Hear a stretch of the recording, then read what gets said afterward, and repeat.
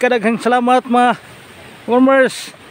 Murag makahalo gadon may karong buntaga og duha ka sako og simento.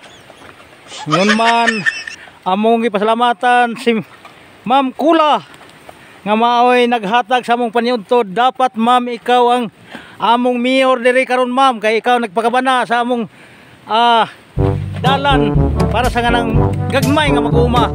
Daghan kayong salamat ma'am sa imong ihatag nga para sa among paniudto. Nagasiminto gyud mi. Daghan salamat kayo sa atong mga personnel, mga farmers nga hingabot gyud tag 5 ka buok. Diya sila sa wakas. Yang atong usang banggiitan po nga.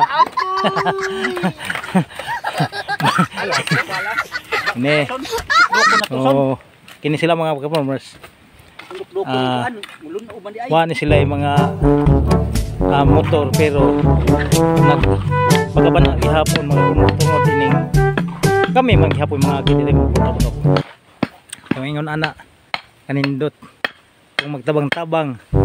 So set out dia sa tanan nga mga GI diri tabang-tabang taon mo gamay kay mahuman gani ang eleksyon wanay mohatag og simento mga farmers.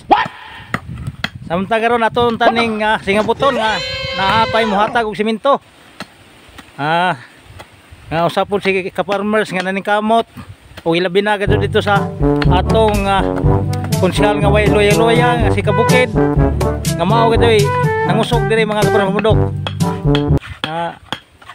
Mahuman ning dalana kay para magadunenta sa dili lang kay usa ka baryo, duha ka baryo ngadto pas tulo, upat pa. Nga mga GI diri mga kaparmudok.